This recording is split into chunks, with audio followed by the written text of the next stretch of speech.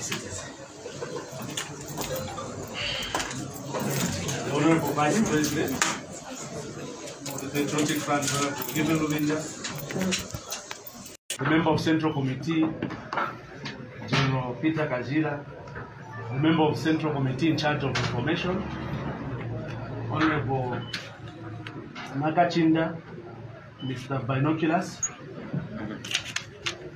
the DMD, members of the party, members of the press, you are welcome to this press briefing, which will be addressed by the Vice President of the Patriotic Front, Honorable Given Lubinda. Sir, it's my honor and privilege to ask you to address the Zambians through the members of the press.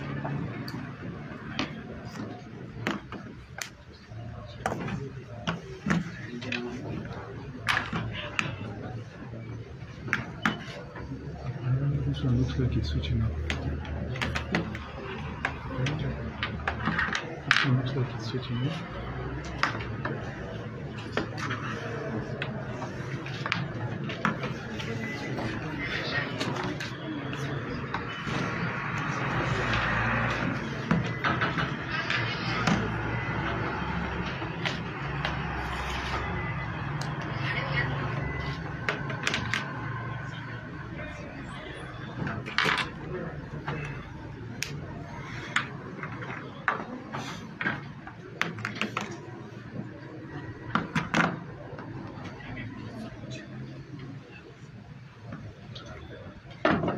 Are we all set now? Good.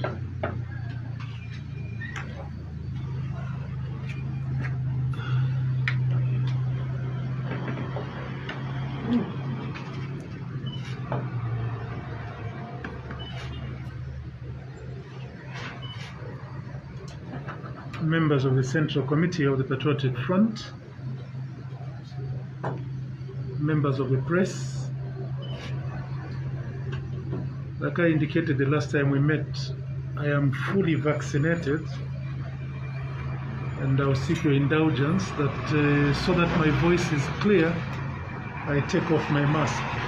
And please don't feel threatened that I may pass on COVID, because if the vaccines are working, then I must be well protected, and I don't run the risk of spreading COVID. I'm also doing this believing that all of you members of the press are also equally fully vaccinated. If there are any of you who are not vaccinated, please take advantage of the relaunch of the vaccination. Go and have yourselves vaccinated. Members of the press, as all of you will remember, on the 14th of August 2021, we were told that a new dawn had come to Zambia, and we were advised that we should record everything they were promising us and start ticking the boxes, because the UPND government would deliver on all its promises. This was put even stronger on the 16th of August 2021 at the Heroes Stadium. Following the opening of the first session of the 13th National Assembly, we in the Patriotic Front pointed out that the speech of the President had watered down or ignored many of their campaign promises, such as 1. Free education from nursery to university. 2. Increase in the support to the Farmer Input Support Program. 3. Reduction of the cost of fertilizer. 4. Increase in salaries for civil servants. 5. Reduction in the cost of living, especially in the cost of mealie meal. 6. Avoidance of borrowing and dismantling of national debt. The list goes on. At that stage, when we raised these issues, we were told that it was too early to judge the UPND government as they were simply completing the 2021 budget which they inherited from the PF government, and that we should wait for their own budget, the 2022 budget.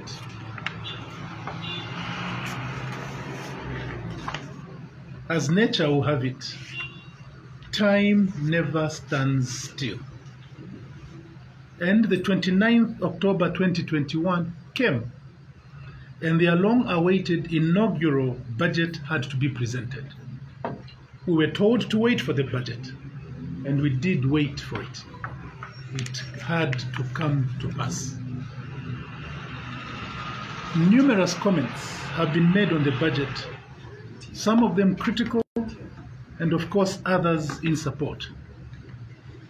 The PF leadership met with our members of parliament last weekend to jointly analyze and to adopt a common position on the 2022 budget, the inaugural UPND national budget. And I wish to present to you our findings, which were arrived at after very careful and painstaking probing. Members of the press, from the outset, let me state that the budget in its entirety is a hoax. For emphasis, from the outset, let me state that the budget in its entirety is a hoax. Yeah. This is important. This is important. Very important. It is a hoax. It is a hoax as it is not correct. Very true. Secondly, it is an illusion as it is not tenable. Thirdly, it is a facade or a deception as it hides the real intentions of its authors. Fourthly, it is retrogressive as it brings back the many gains that have been achieved so far. Fifth, it is a breach of the fundamental campaign promises upon which the UPND was voted. And sixth, and most importantly, it is pro-capital and anti-poor. Yeah, very important. Indeed, very important. Very important. Let me explain why it is very important. Number one, I said it is a hoax. My dear members of the press, figures in a budget ought to balance. First, within the two aspects of the budget, namely the expenditure side and the revenue side.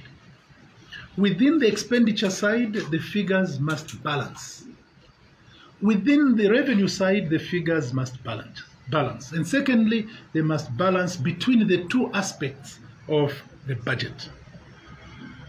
However, as the nation has already been made aware by our alert members of parliament, in parliament, the 2022 budget has a discrepancy of 37 billion kwacha on the expenditure side, whereas they are showing a total of 173 billion kwacha as what is required to be spent in the 2022 budget. When you add the figures, they only add to 140.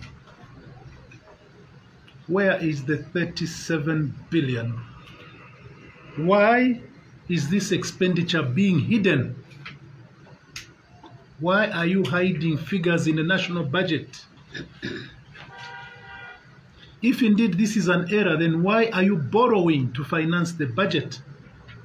Because your expenditure side is not 173 billion. It is less by 37 billion.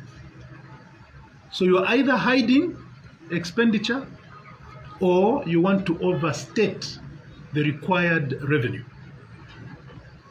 In both cases, what is the reason for that? Number two, I said it is an illusion, and I said I'll explain these things. The UPND proposes to grow the budget from 119 billion in 2021 to 173 billion in 2022. representing an increase of 45%. 45% increase in 1 year. And yet, they have proposed increases in consumption and reductions in revenues.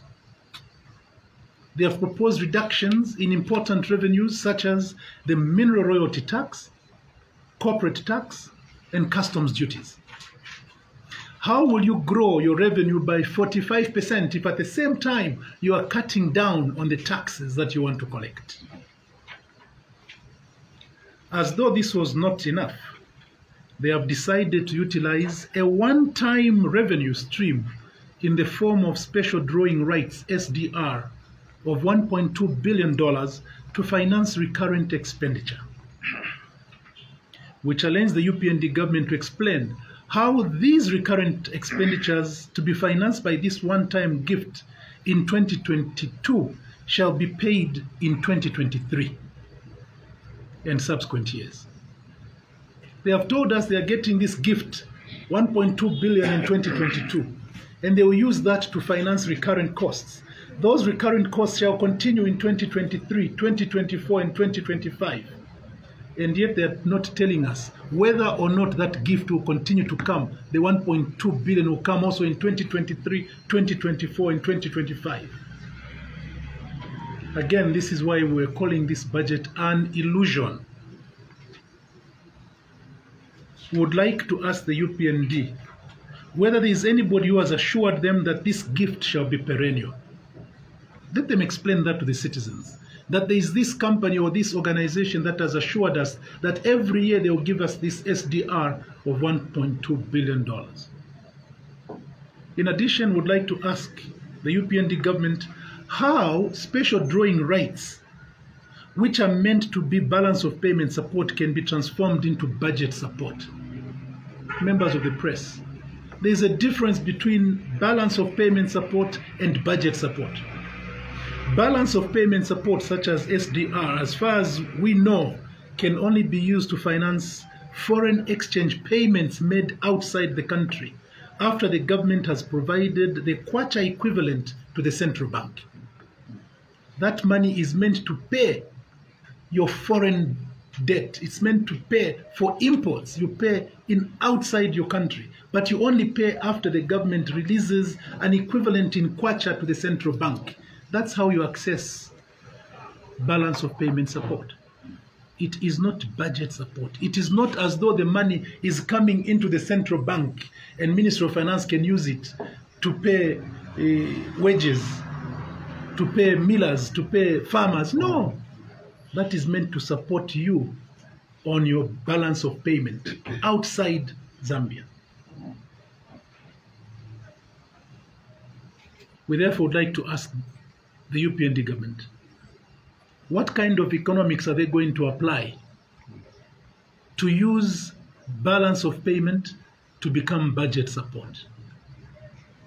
As you can see, dear members of the press, this is indeed an illusionary budget which cannot be implemented. Number 3, I called it a facade, a deception. Why did I do that? Many reasons. There is no cost item that is more widely discussed in the 2022 budget than the Constituency Development Fund, and I'm sure all of you are aware of that. This was poor dramatics, very poor dramatics. As a dramatist myself, I wouldn't clap to this kind of poor performance at drama. This was drama attempting to deceive MPs and to deceive the citizens generally, that they are introducing fiscal decentralization. First and foremost, decentralization, by those of us who understand it, is an organic process which is done gradually and systematically to allow for the development of capacity and systems to support decentralization. It does not happen like magic, that you get power from the center and immediately transfer it to the very peripheral of the development hierarchy. You don't. It runs gradually. You introduce it slowly through the system, through the center, from the center through the provinces, from the provinces to the districts, and eventually to the constituencies. You can't transfer it immediately from the Minister of Education to the constituency without passing it through the province, passing it through the district. You can't. That is inorganic and it cannot be sustained. Secondly, reading the budget speech critically, you will realize that the central government is simply abdicating on its development responsibilities and therefore on its fiduciary responsibilities. The central government has passed on numerous central government responsibilities to constituencies. Actually, the financial burden passed on to the constituencies outstretches the 25.7 million by leaps and bounds. It is a clear deception aiming at passing blame for government failure to members of parliament. Now, in the constituencies, if people say the road is not done, they will stand up and say 25.7 million. When people stand up and say the market is not done, they will say member of parliament received 25.7 million. When hospitals are not equipped, they will say 25.7 million. The failure of government, which they know they will fail, is now already being passed as a responsibility of members of parliament. Including bursaries. Including bursaries. You heard them saying 720,000 kwacha must go to bursaries. And if the children in Kabwata constituency do not obtain bursaries, what will the parents do? Run to the member of parliament and say 25.7 million. This is trickery of the worst kind.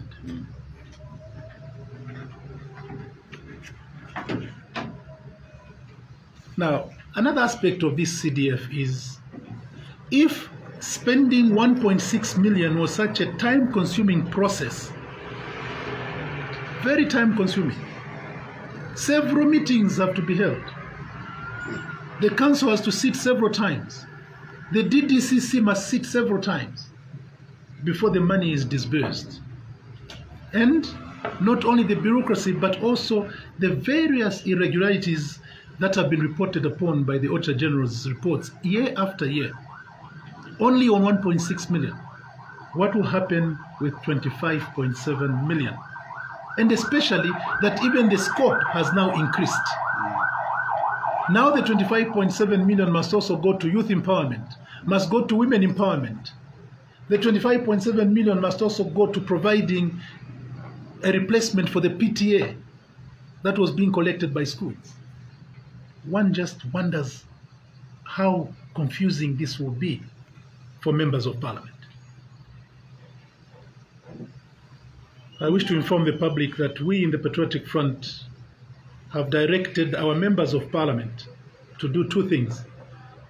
One, to use parliament to educate the UPND, because the majority of them are ignorant.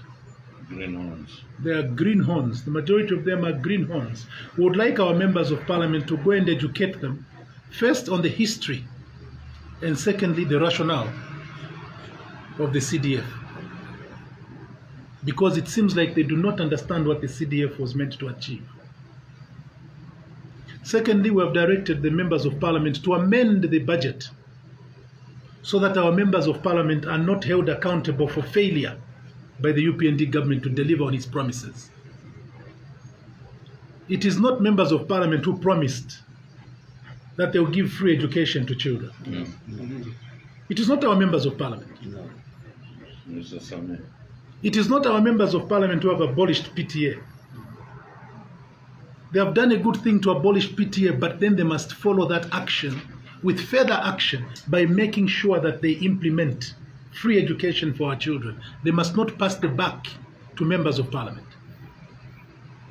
Our members of parliament have been directed to cause an amendment to the budget so that they return only that which is meant to be used by members of parliament only for those minute projects in their constituencies, projects that would not make sense if they were to be handled by government, such as building police posts. That is what that money is meant for, such as building small bridges over small rivers.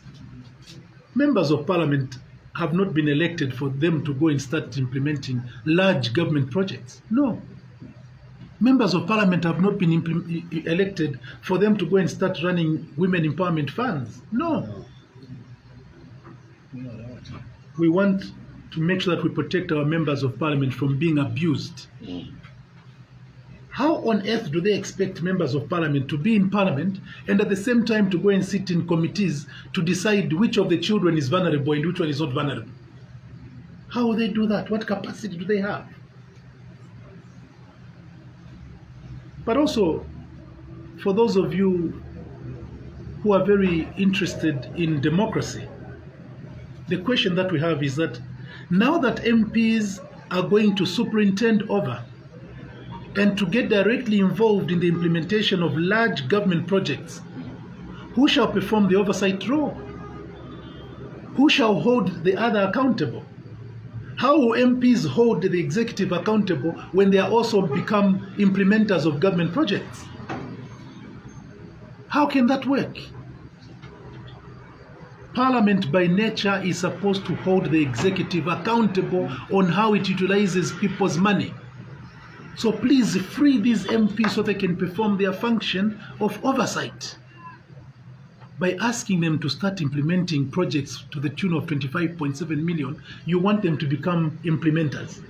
You want them to be subsumed as part of the executive. This move by the UPND government is contradictory to the dictum of separation of power and must be stopped to curtail the intentions of diluting the effectiveness of Parliament in its oversight role. President Bali must be told to stop his attempt at diluting the effectiveness of Parliament in exercising its effective oversight role. How will Parliament possibly question the Minister of Works and Supply, whatever it's called, if the MPs themselves are also involved in construction of roads? How will they question the Ministry of Education if the MPs are also involved in providing bursaries? How will they ask the Minister of Education to account? This is what we said to you Zambians, that please don't get under fives to superintend over state affairs. This is exactly what we're coming to now. We took people who are totally inexperienced and said, come and govern. They don't know the difference between the executive and the judiciary and the legislature. They think everything is one and the same. No, there's a big distinction between Parliament and the executive. And the 1.6 million kwacha which was being given to members of Parliament was not for super projects. That was just for minute projects. And after all, they were implemented through the district councils. Number 4, I said this is a retrogressive budget. I'll back each of my statements with facts, because these people did a good job at analyzing this budget. Why is this budget retrogressive?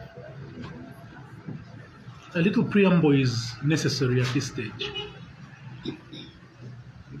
You will recall that in the first PF government budget, the PF optimized the mine tax regime, making it possible to collect taxes in excess of $600 million this year.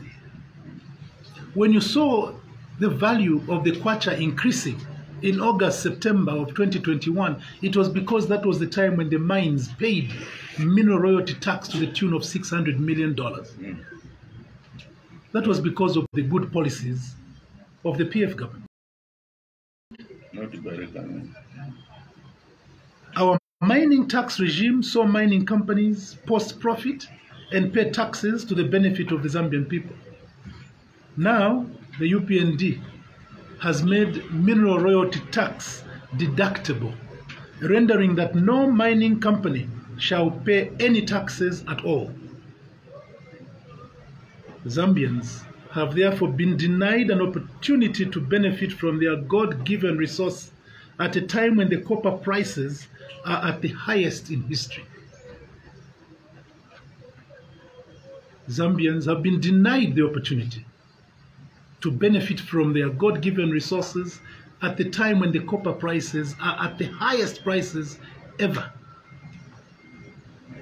What a retrogressive regime.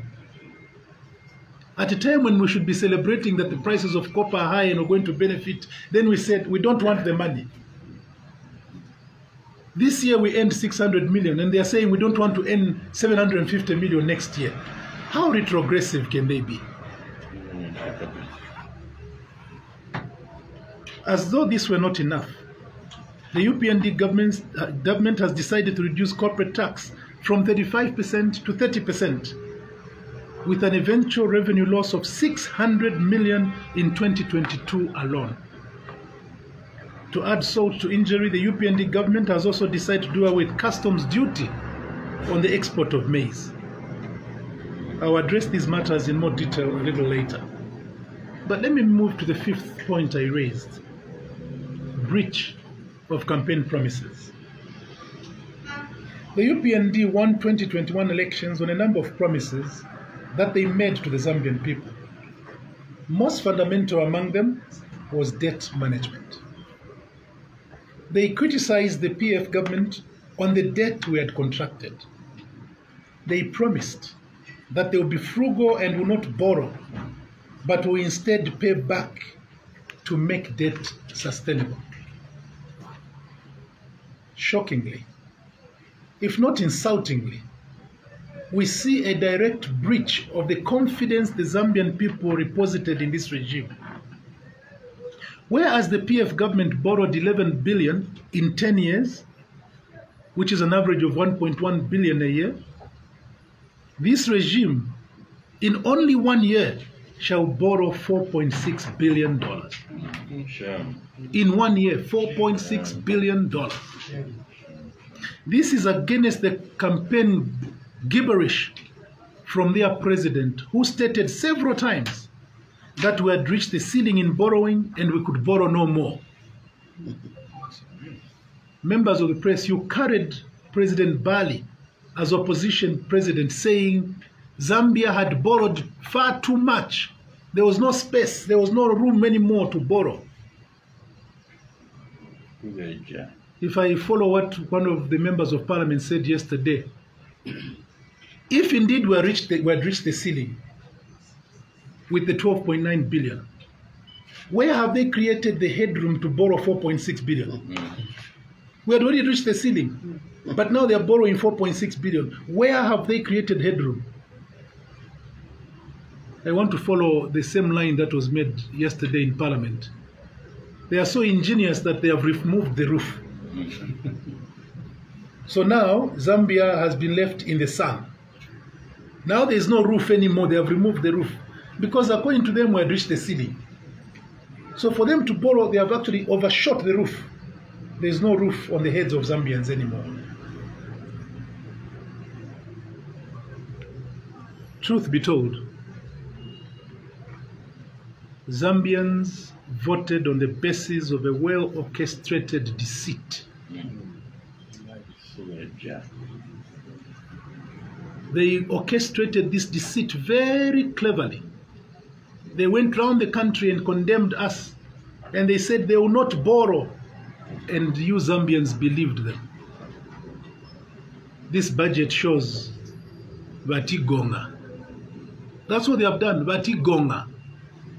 What they promised, they have done the opposite. So we were better off with the PF government, which would have borrowed 1.1 billion. Because then we should not have removed the roof. We maybe should have just removed the ceiling. But for them, they have even removed everything.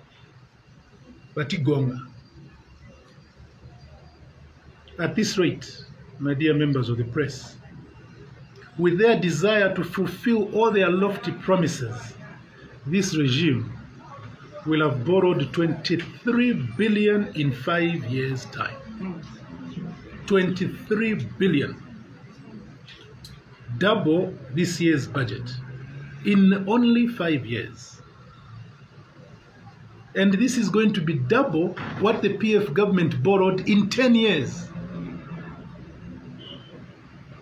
What is striking and also saddening is that in their budget, there is no mention whatsoever how this regime intends to handle the most important amortization of the first Eurobond, which falls due next year. They don't talk about how it will be amortized. And yet it is a duty of this government to pay back that Eurobond. The minister should have spent some time explaining to the Zambian people how this amortization will be done, rather than hiding in the name of donors and the IMF. Zambia is not being governed by donors. Zambia is not being governed by the IMF. We did not vote for donors. We did not vote for the IMF. We voted for UPND. And the budget must have shown us what plans they have. The other fundamental promise, as I said earlier, was free education from nursery to university. Shockingly, this has been done only for secondary schools, because as the Minister of Finance himself acknowledged in his speech, primary education has been free all the time, even under the PF government. Primary education was free. And yet when they campaigned, they said, we'll give you free education from primary school to university. Magonga. They couldn't even tell the truth. And now is when they're telling the truth. But also in telling this truth, they're telling us half-truths. What has happened to the promise to our university and college students? They promised free education up to university. What has happened to that promise? They did not say, we'll come and give you free education for university in 2025. No. What about the much talked about meal allowances? During the campaign, they were saying, we'll bring back meal allowances. And they told us, wait for the 2022 budget. It has come to pass. We didn't hear them making any pronouncement on meal allowances. Our members of parliament are under instruction to make sure that they amend the budget so that we can provide meal allowances to university and college students, so that we can fulfill the promises on which this government was voted for. My dear friends, we have all woken up to the rude reality of voting for a deceitful government which has the greatest tenacity to breach its promises. And they breach their promises with a straight face. To borrow a Bemba word or Bemba phrase, insoni ewuntu. When you lie to people, at least you must do it with shame. You don't do it with a straight face.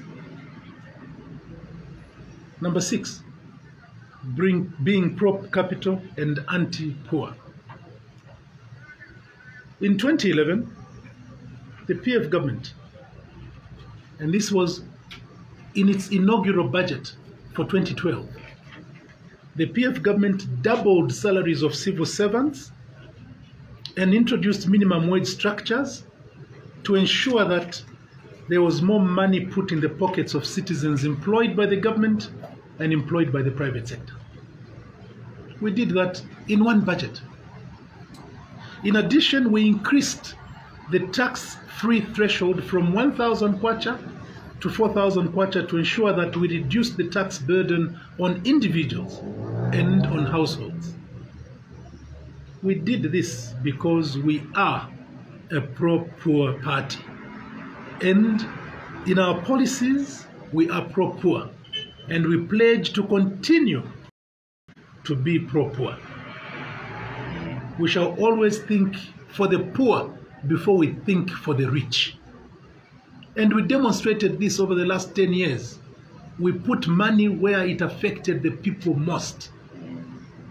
We built the Kalabo-Mongu Road because we knew that the people of Kalabo deserved to move from Kalabo to Mongu within 45 minutes instead of 48 hours.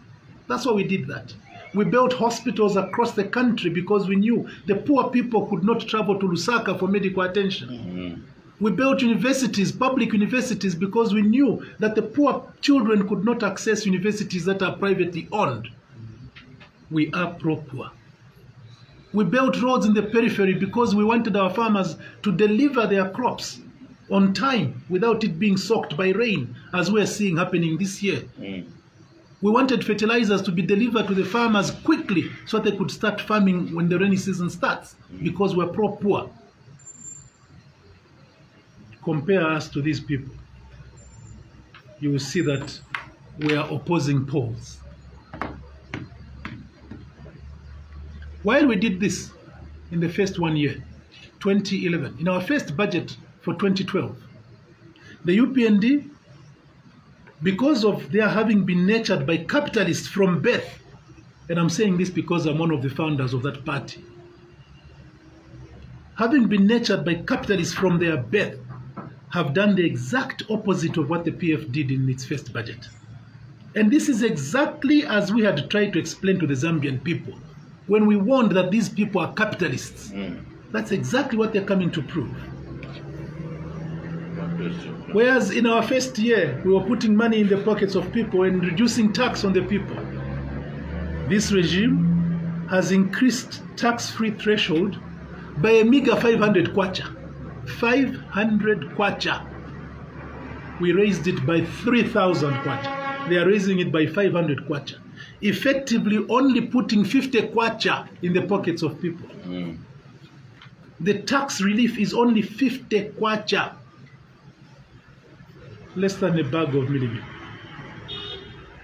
At the same time, what have they done? Because they are capitalists, they have reduced standard corporate tax from 35% to 30%. And like I said earlier, have made mineral royalty tax deductible, therefore introducing a revenue loss of more than $600 million, like I said. And my dear friends, $600 million translates to 10.2 billion kwacha. And this is only in the year 2022. 10.2 billion kwacha in government revenue has been given away. Given away to who? To businessmen. Given away to who? To people who have capital. This amount, and you can add social protection, social cash transfer, 3.1 million. Public pension fund, 2 million. Food security park, 1 million. This is money they are putting in the owners of capital. The 10% excise duty is paid by the importers of maize. Now they are saying we don't want that 10%, so that the maize is cheap in Congo without reducing the cost in Zambia. The question that we may ask is, how will this increase in the price of maize to the poor small-scale farmers? How will it affect the small-scale farmer? How many small-scale farmers export maize? Rather than encouraging value addition on maize by maintaining the 10% customs duty, this measure shall encourage the setting up of milling plants in the countries that are importing Zambian maize. As such, this regime is exporting the much-needed jobs. Instead of us saying we want the 10% customs duty on maize to encourage millers to mill milli-mill and to produce cornflakes so that you can export milli-mill and export cornflakes, we're saying export maize for free. For free, take it. We lose money, take it. Chipante pante. Taka taka. Under 5. At a time, my dear friends, when the world is grappling with climate change, and now there is the summit in Glasgow, and I saw in the newspaper that somebody is saying Zambia is green. In Zambia, we are green. What does he do in his budget? This regime has decided to make the production of plastics more lucrative by removing 5% duty on the importation of filler master batch, which is used in the manufacturing of plastic. What a contradiction. We know that plastics are non-biodegradable. Plastics take more than 50 years to decompose. And we should be actually moving away from using plastics. You may recall that President Edgar Chagwa actually said, we are going to gradually phase out the utilization of plastic. This regime has said, we want to encourage you to produce even more plastic. Now we even take away duty when you employ filler master badge, no duty. Meanwhile, we're at Glasgow saying Zambia is green.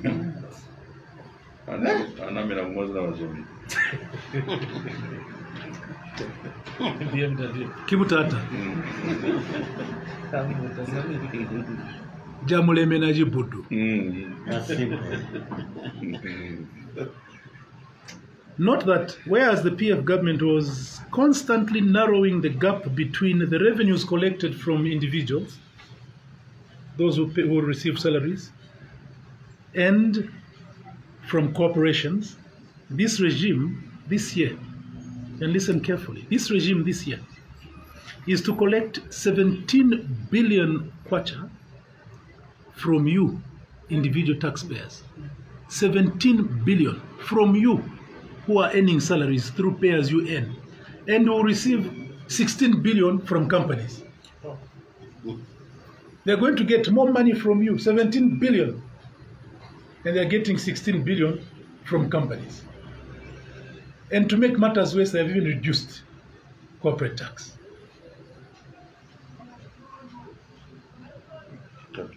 As though this is not painful enough, the UPND government is threatening to increase the cost of both electricity and fuel by introducing cost-reflective tariffs. I'm sure you have heard this statement. The Minister of Finance has said we're going to introduce cost-reflective tariffs on electricity. And we're going to curtail the importation of oil and taking it to Indeni so that it's imported directly, so that Zambians pay cost-reflective tariffs. One wonders how the so-called small medium enterprise ministry who assists small medium enterprises to grow when the cost of production is actually going to increase. Again, you can see that there are contradictions in this budget. And you can see that this budget is pro-capital and not pro-poor. If you look at the subsidies they are giving to solar power, they are saying they're going to give tax incentives to the importation of street lights. Street lights? Are you sure the farmer wants street lights on his farm? Are you sure those street lights are going to increase production? No. There are better ways of doing this. Take away duty and buy and give to all people in Zambia gas bottles so they can move away from charcoal.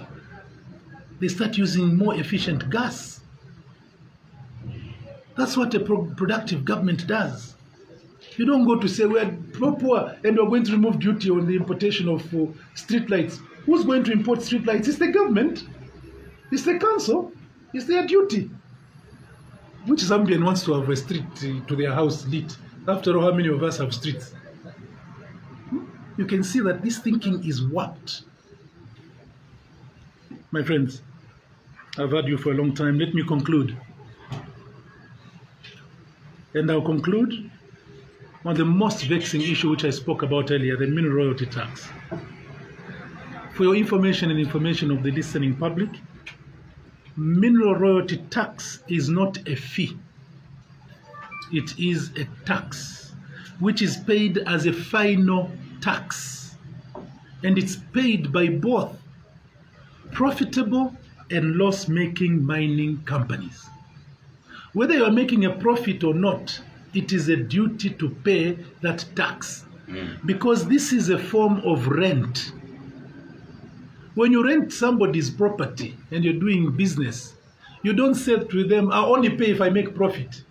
If I don't make profit, I'll not pay. Bwana, you are renting Zambia's mineral resource. Pay mineral royalty tax for it. And if you make profit by using our mineral resource, also pay. a percentage of that profit. Now this government is saying, no rent. Let these miners just use our mines, let them just sit on our land and produce, they shouldn't pay rent.